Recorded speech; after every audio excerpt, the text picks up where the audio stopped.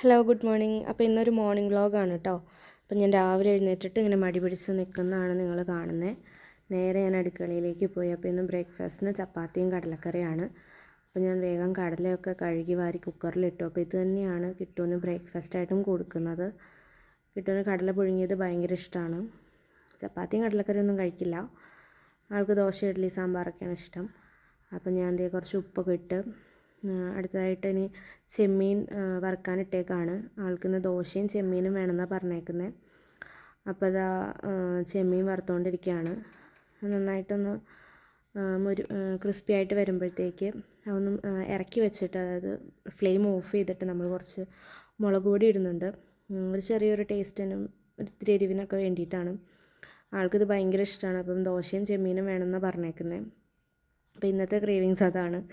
അപ്പോൾ ഉച്ചയ്ക്ക് കൊടുത്തു വിടാനാണിത്. അപ്പോൾ അതൊന്ന് ആയിക്കൊണ്ടിരിക്കുകയാണ്. അതിപ്പോൾ ഏകദേശം അതിന് നമ്മൾ അടുത്തത് ദോശ ചൂടാൻ വേണ്ടി പാൻ വെച്ചു. പാൻ ചൂടായപ്പോൾ മാവ് ഒഴിച്ച് കൊടുത്തിട്ടുണ്ട്. അപ്പം നല്ല ദോശ ഇട്ടുകൊണ്ടിരിക്കുകയാണ്.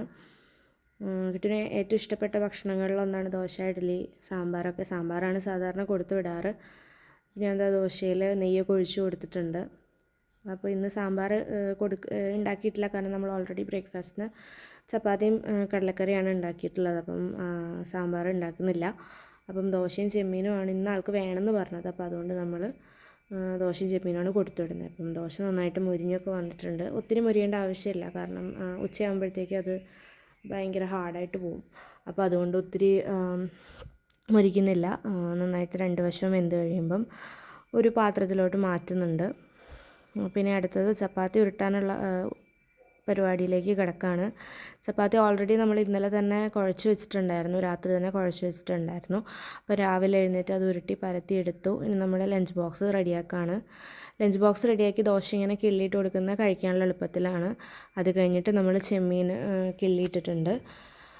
പിന്നെ നമ്മളിത് സ്നാക്സായിട്ട് കൊടുക്കുന്നത് ഗുഡ്ഡയുടെ ബിസ്ക്കറ്റും പിന്നെ ചോക്കോപ്പയോ ആണ്. ചോക്കോപ്പയോ ഭയങ്കര ഇഷ്ടമാണ് ആൾക്ക്.